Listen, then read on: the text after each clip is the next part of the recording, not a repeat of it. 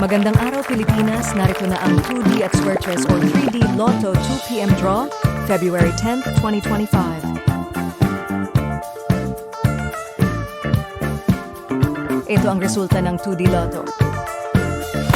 2, 27, in exact order. 2D prizes para sa straight, 4,000 pesos para sa rumble, 2,000 pesos. Ito ang resulta ng Square Chess o 3D Lotto. 8, 0, 7, in exact order.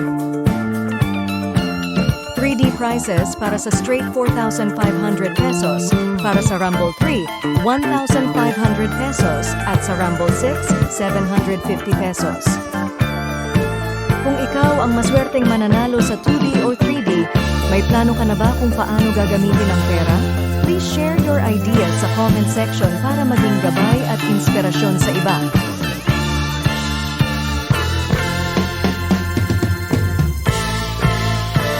Huwag kalimutang mag-like and subscribe.